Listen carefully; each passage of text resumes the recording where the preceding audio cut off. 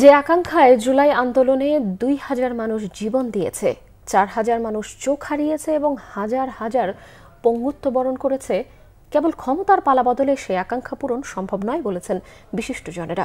ভবিষ্যতে যেন আর কেউ স্বৈরাচার হয়ে উঠতে না পারে সেই আলোকে করতে হবে জাতীয় সনদ, নইলে এই সনদই হবে জনমতের প্রধান অন্তরায়।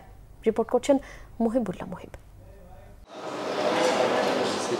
রাষ্ট্র সংস্কারের লক্ষ্যে গঠন করা ১১টি সংস্কার কমিশন তাদের সুপারিশ সহ প্রতিবেদন জমা দিয়েছে সরকারের কাছে। সকল রাজনৈতিক দলের সাথে আলাপ আলোচনা চালিয়ে যাচ্ছে জাতীয় ঐকমত্য কমিশন। উদ্দেশ্য একটি জাতীয় সনদ তৈরি করা। প্রস্তাবিত জাতীয় সনদ চূড়ান্ত করতে জনমত যাচাই করেছে সুশাসনের জন্য নাগরিক সুজন। ঢাকা রিপোর্টার্স ইউনিটিতে আয়োজিত এক সংবাদ সম্মেলনে প্রতিষ্ঠান থেকে জানানো হয়, দ্বিকক্ষ বিশিষ্ট আইনসভার পক্ষে ৬৯%, ঘূর্ণায়মান পদ্ধতিতে নিম্নকক্ষে নারী আসনের পক্ষে ৬৩%, আনুপাতিক পদ্ধতিতে উচ্চকক্ষ গঠনের পক্ষে ৭১% এবং সংসদে বিরোধী দল থেকে ডেপুটি স্পিকার নিয়োগের পক্ষে ৮৬% মানুষ ভোট দিয়েছে। একই ব্যক্তি প্রধানমন্ত্রী, সংসদ নেতা ও দলীয় প্রধান হতে পারবেন না এমন প্রস্তাবে সমর্থন দিয়েছে ৮৭% মানুষ। জাতীয় ঐকমত্য কমিশন রাজনৈতিক ৩০-এর অধিক রাজনৈতিক দলের সাথে আলাপ আলোচনা করে এই পর্যন্ত আমরা ৮২টা বিষয়ে ঐক্যমত্যে পৌঁছেছি এবং আমরা আশা করি যে এটা জুলাই জাতীয় সনদ স্বাক্ষরিত হবে। এবং এই যে সুজনের কাজটা, এটা হলো এই সরকারের প্রচেষ্টাকে সহায়তা করা। এই ৪০টা পয়েন্ট এখানে আপনারা দেখছেন সুজনের উদ্যোগে, এটা হলো সুজনের উদ্যোগে একটা জাতীয় সনদের খসড়া।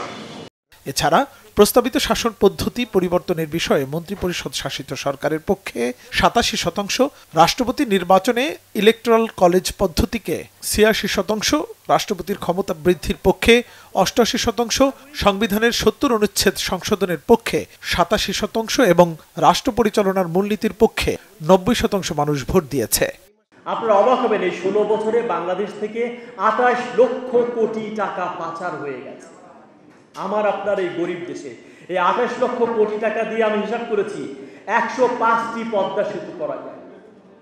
কাজেই কেবল একটা নির্বাচনের পালাবদল করে যে সরকার আসবে তার প্রতি কিন্তু আমরা আস্থা রাখতে পারি না। এই জন্যই সংস্কারগুলো দরকার। এমন সরকার চাই যারা গণতন্ত্রকে প্রাতিষ্ঠানিক রূপ দিবেন এবং সবচেয়ে যেটা দরকার, জবাবদিহি করতে হবে। আপনি যা খুশি তা করে পার পেতে পারেন না। ব্যাংক লুট করে, টাকা পাচার করে, ক্ষমতার সীমাহীন অপব্যবহার করে, মানুষকে গুম করে, খুন করে আপনি কিন্তু পার পেতে পারেন না। পার যেন পেতে না পারেন সেই জন্য আইনের শাসনগুলো দরকার। নির্বাচনী সংস্কার, সরকারি প্রতিষ্ঠানগুলোর স্বাধীনতা ও বিকেন্দ্রীকরণ, রাজনৈতিক দলের সংস্কারের পক্ষে বেশিরভাগ মানুষ এই জরিপে মতামত দিয়েছে। মুহিবুল্লাহ মুহিব, বাংলা ভিশন, ঢাকা।